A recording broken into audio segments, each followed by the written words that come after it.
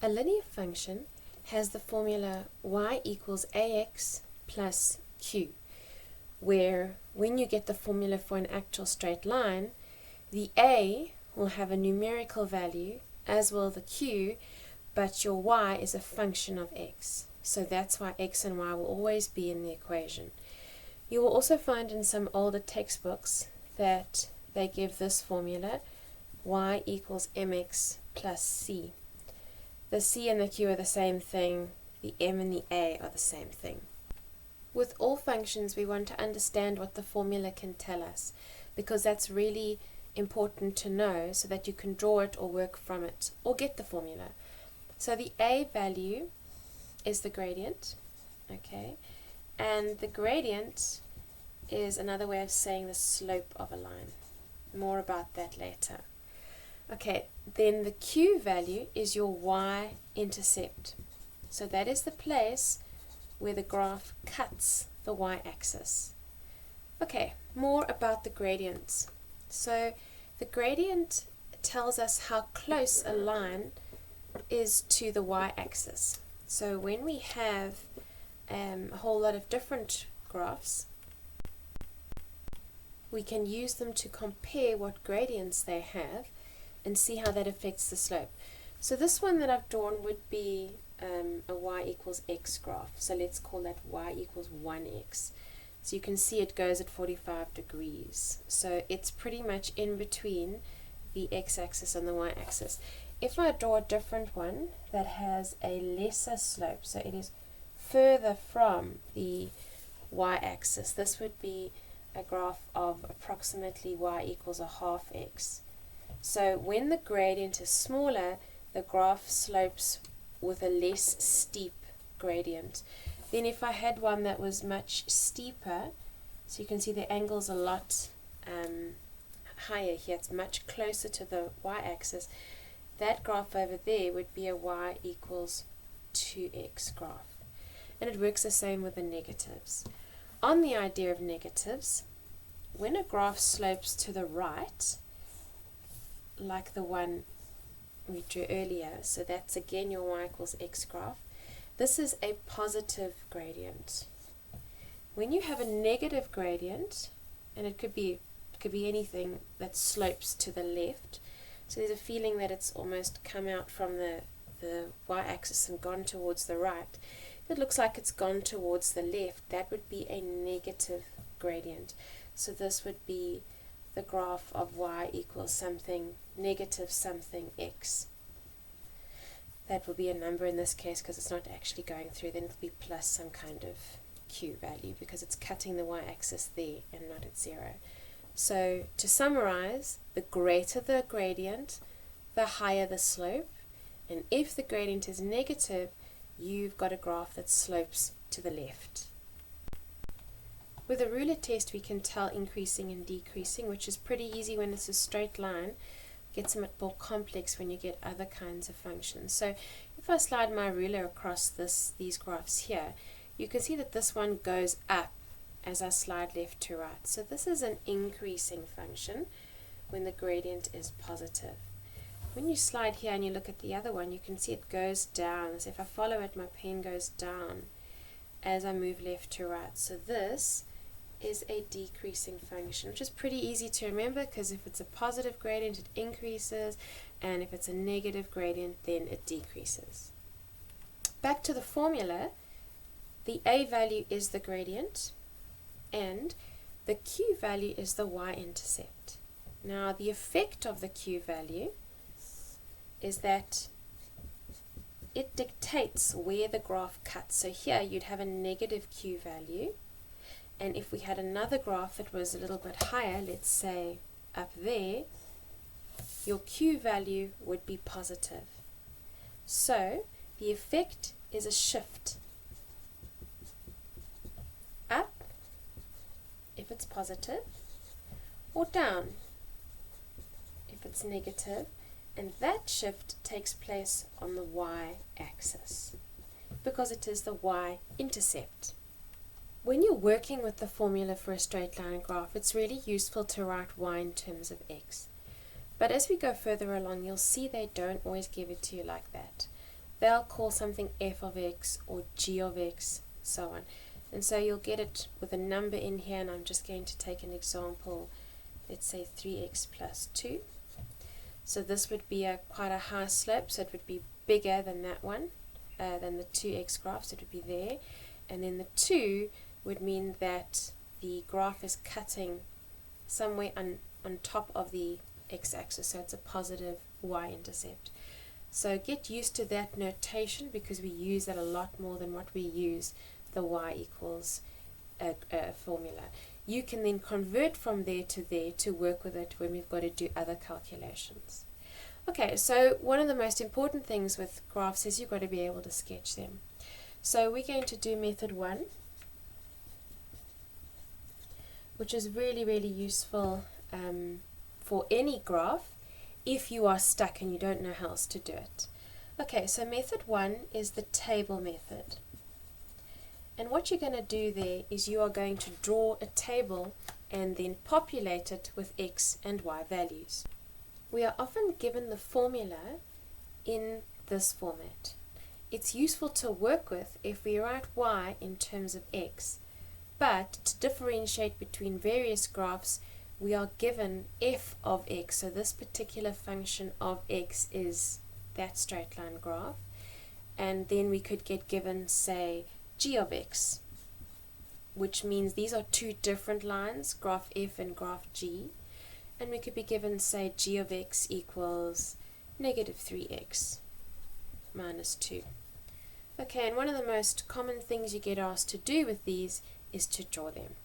So we're going to do 3 different methods for straight line graph. You'll find 1 or 2 of them are more useful than others, but it's good to know different methods so that you've got a backup plan. The first one we're going to do is the table method, by which I mean create a table, sub in numbers, and then plot those coordinates on the graph. The trick with the table method is knowing which points to use. So the general advice would be some negatives, 0, and some positives, so that you are making sure you've got things to the left hand side of the y-axis and to the right. So I'm just going to take negative 2, negative 1, 0, 1, 2, and 3. Okay, so now to get the y values, I'm going to sub into the formula, and for this one I'm going to use the f of x. So we're going to use this function, this linear function, to draw the graph of its straight line. Okay, now we can sub into the formula using substitution, but what I'd like to show you is how to use the calculator to do this one.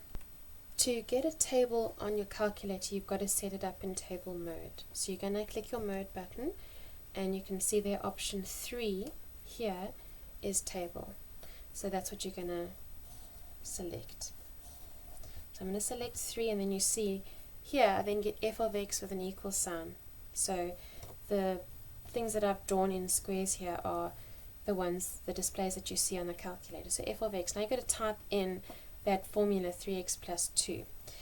So this one is 3x plus 2, so I'm going to press 3. To get the x, I need to use that little red x, that's the alpha function of this right bracket. So I'm going to go alpha, and then I've got my x. Then I can just go plus 2. So I've entered the formula. So here, what you need to do is you're going to enter the formula. And just a little reminder, you need to use the alpha function to get the x's. Okay. Right, so then when I press equals, it gives me another option. This is enough if I want a second function, but I'm not going to do that, so I'm just going to go equals. Okay, I want it to start at negative 2, so I'm going to go negative 2, and I'm going to press equals. So in this case, I went negative 2, or anywhere else, so your lowest value that you want x to be.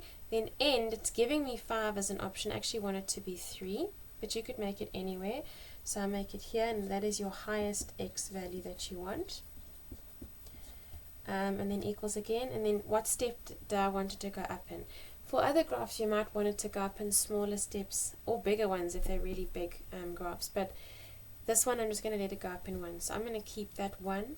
So that's whatever intervals that you want it to go up in, you will select there, and this will be useful for all graphs, namely trig graphs as well when you get there. Okay, and there we go. I now have the x value with its y value. So -2 on the x gives me -4 on the y. -1 on the x gives me -1 on the y.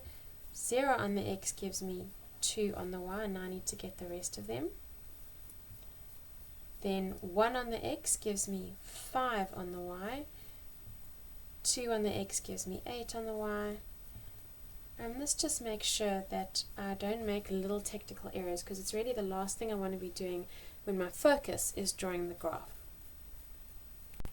As you know, the shortest distance between 2 points is a straight line, so even though I've got 6 points here, I'm only going to plot 2 or 3 of them, and the intercepts are usually quite useful. So I've got 0 and 2, so that means that my y-intercept is 2. So when x is 0, y is 2, so I'm going to plot that one.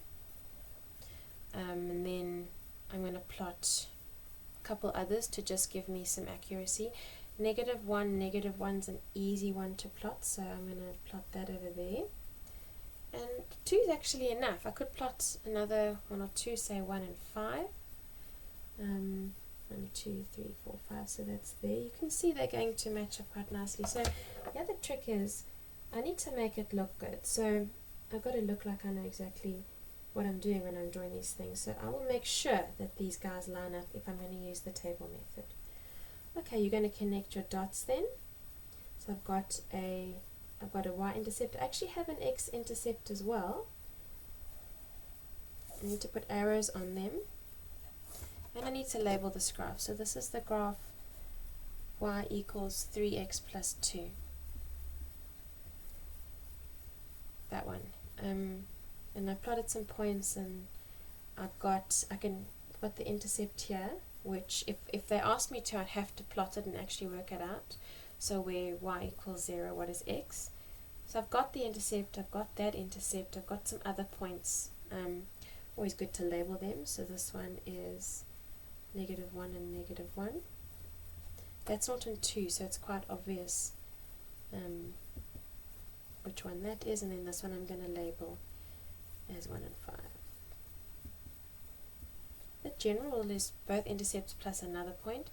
If they don't specify, then you can use table method if you find that easier. Okay, but there are 2 other ways to draw graphs, and this next one that I'm going to show you is the one that I believe is the most useful. For this one I'm going to use the g of x graph, that one. And dual intercept literally means 2 intercepts, so it's your x-intercept and your y-intercept. So I'm going to work out the y-intercept first, and that's where you let x equal 0. But quite frankly, you can also just read it off the graph. It's the q value, so here it's -2. So the y-intercept, I'm just going to show you the calculation. You let x equal 0, which means that thing disappears, so you end up with your q value.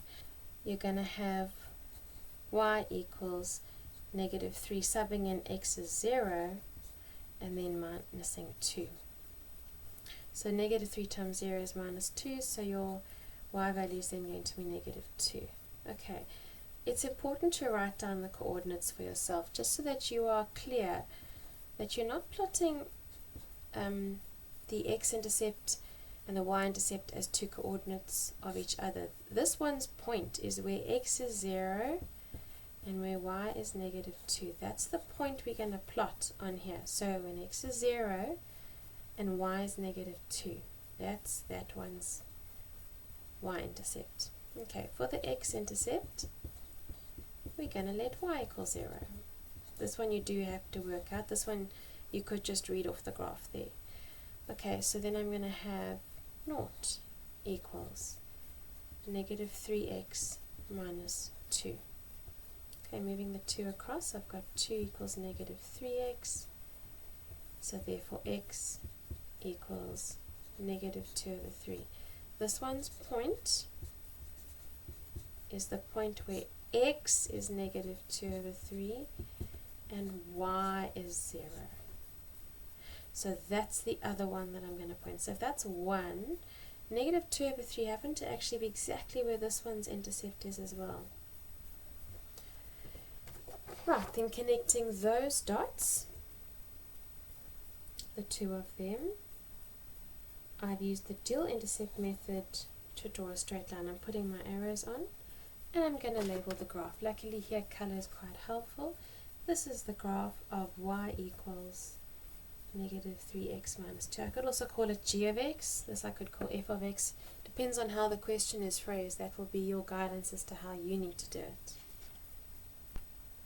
For the third method, which is the gradient intercept method, I'm making up the third function here, and it's important that you're reading the formula for the gradient intercept, because this is the intercept, the y-intercept, remember, and this is the gradient.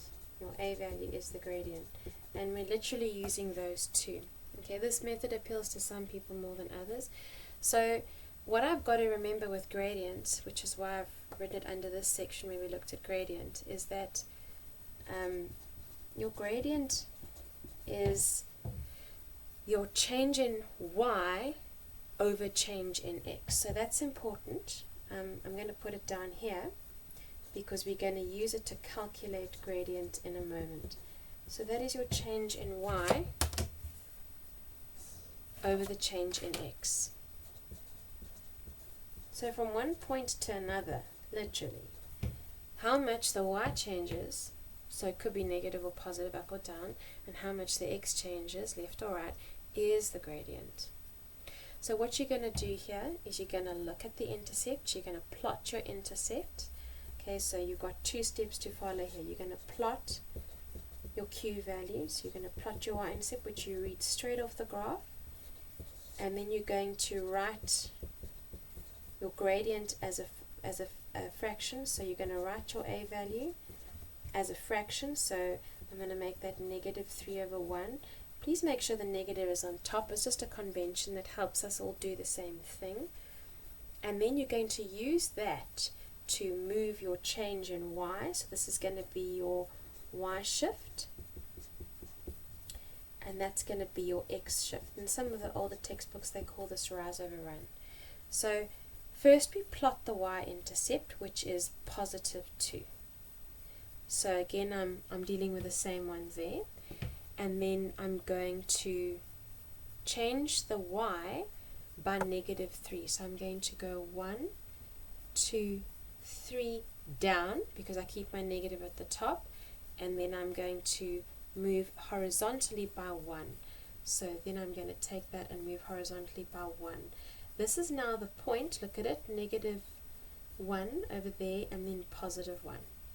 So that's the point 1 on the x-axis and negative 1 on the y-axis. So I've got that intercept and that one. Obviously they've got the same intercept. These two graphs you'll see are parallel to each other. And the other ones have the same y-intercept. They're parallel to each other because they have the same gradient. More about that in analytical geometry. This blue graph is the graph y equals negative 3x plus 2. So those are your three methods to draw a straight line graph. I'm going to come back to this, because what we're going to head to now is how do you find the formula or find the equation for a straight line, and it involves this little formula here. So when we find the equation, it means that we're going to have an x and a y in the final answer, but you've got to find values for the a and the q. This is your gradient formula. And when we say change in, all we do is we subtract them. So to get the gradient, to calculate the gradient, you need point A, which we're going to have coordinates. We're going to call them XA and YA. That just helps us differentiate. And let's say point B. It really doesn't matter which point you name A or B. This one's going to have an XB coordinate and a YB coordinate, which will at the end of the day be numbers like 1 and 2 and 3 and 4 or something like that. And what you're going to do is you're going to subtract the two y's to get your change in y, and you're going to subtract the two x's. So the actual formula is going to end up being YA minus YB, and you could have YB minus Y. It really doesn't make a difference because your negatives will end up cancelling each other out, over xa minus xb. That number will then give you the gradient for the equation. We call something graph interpretation if you get given a picture, you get given information, you've got to do something with that information. So it's kind of like the opposite of drawing the graph. You've got to do something with the graph that you can see. So I showed you the formula for gradient, which is absolutely essential in finding the equation of a line, because when you've got the formula, the general formula, which is y equals ax plus q, that's just general. In order to get an actual graph like the ones I had earlier, like y equals negative 3x plus 2, that a value was negative 3 and the q value was 2, but there were still x's and y's in the formula. So you might see a graph that passes through two different points, and then you can find the equation by getting the gradient and then subbing in. So there's two ways you're going to do it. So the first way is if you have the gradient. So they may actually give you the gradient. So if you have the gradient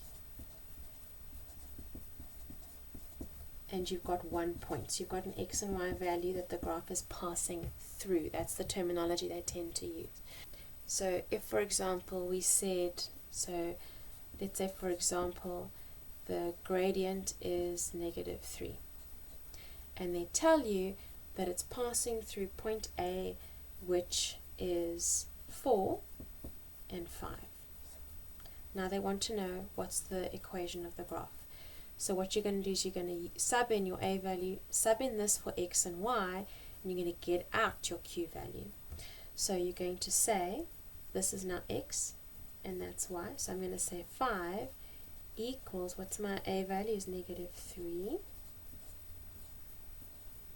X I have is 4. You can see the only variable I'm left with now is q. So a lot of people get confused at this point because they get out an answer and then they don't really know what to do, because now they've got numbers for x and y, so they don't realize you've got to go back and still put x and y in the answer. So here I've got 5 is negative 12 plus q. Moving that across, then I have q equals 17. So that means my final formula is y equals, A, I've got to have a number for A is negative 3. Negative 3x I keep as it was. My q value is positive 17. That is then my answer for this particular question. Okay, but what if they don't give you the gradient? Well, then you work it out using the gradient formula. There is one more formula which may or may not be useful at this point. Y minus y1, and I've written it big for a reason. Y2 minus y1. You can see here I'm using 1's and 2's instead of a's and b's because they give it to you like that, so you need to be able to cope with both. And then big X minus x1. So what this would be, if you want to use the formula, so this is when you have 2 points. Either you can first work out the gradient, which is that, and then sub in the way we did there, or you can sub everything straight into here. Different people prefer different methods. This y stays y the whole time. Make it even bigger and thicker. And this x stays x, and what you just do is you decide which is point 1, which is point 2. Again, it does not matter. And you sub in your little y1, and you do it again there, and your x1s, and you sub in your y2s, and this y and that x stays, and eventually you end up with something. This will move across to the right hand side. You end up with your formula exactly the same way. The second kind of graph interpretation we're going to do is the point of intersection of two lines. And you'll remember simultaneous equations, and here they become really useful. Okay, we're going to do the one where you see the point of intersection of two straight lines, but this goes for all the further graphs that are to come. So this is the point of intersection of two lines. Sometimes they are not straight lines, sometimes they're hyperbolas or parabolas or exponential graphs. And you'll see that the way in which you solve this problem is exactly the same. So we've got our two graphs. We're going to use the ones from earlier. We're going to use your f of x, which is 3x plus 2, and we're going to use g of x, which is negative 3x minus 2. So you'll see it's given like that, but it's much more useful now to say y equals that and y equals that. Now what is the point of intersection? It's the point where these two graphs cut each other. So it could be any two graphs. I'm not going to draw these ones because I'm going to show you on the previous page how these guys intersect. But any two graphs anywhere, that would be their point of intersection somewhere. It is where their x and y value are exactly the same. Think that through. Their x and y value exactly the same. So that means if we rewrite this as y equals that and y equals that, those two y values are the same. Only at that point, not at any other point, but they are. So we can actually assume that this whole thing, this y and that y are the same. So you've got two steps you're going to use here. You're going to equate the two graphs. So you're going to make the equations equal. And then you're going to solve simultaneously, which is a really easy simultaneous equation compared to some of the ones you did when doing equations. So I'm literally going to say y equals that and y equals that, and the two y's are equal. So y equals 3x plus 2, but y also equals negative 3x minus 2. So this is essentially the substitution method. I'm just going to say if y is that and y is that, then these two must be equal to each other. So 3x plus 2 equals negative 3x minus 2. Now it's just a matter of moving things across and getting out an x value, subbing back and getting a y value. Okay, so I've got 6x on the left hand side and I have negative 4 on the right hand side. Dividing through, x is negative 2 over 3. Please, this is just negative 2 over 3. It's not negative 2 and 3 and 0. This is not the dual intercept method. This is one coordinate. This is just the x coordinate of the point of intersection.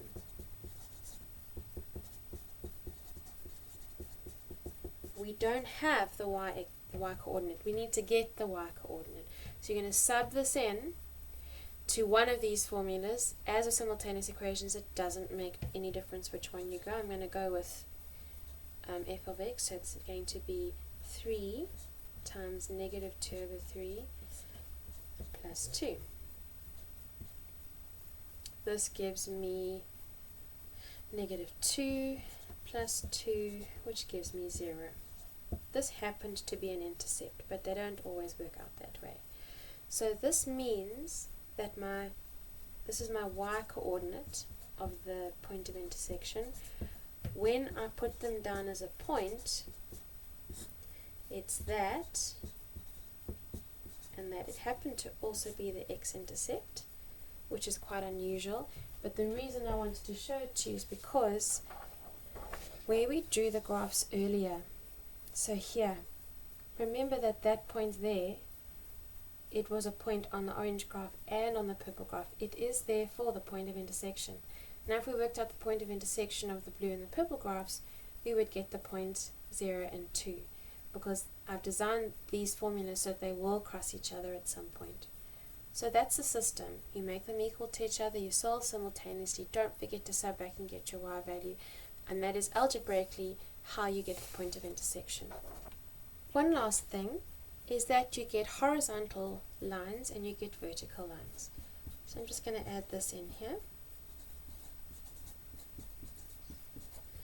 A horizontal line will be one that goes like that, or here. No matter where the point is on that line, always has the same y value. It always has the same y value. So that is a y equals, it'll be a number like 5 or negative 3.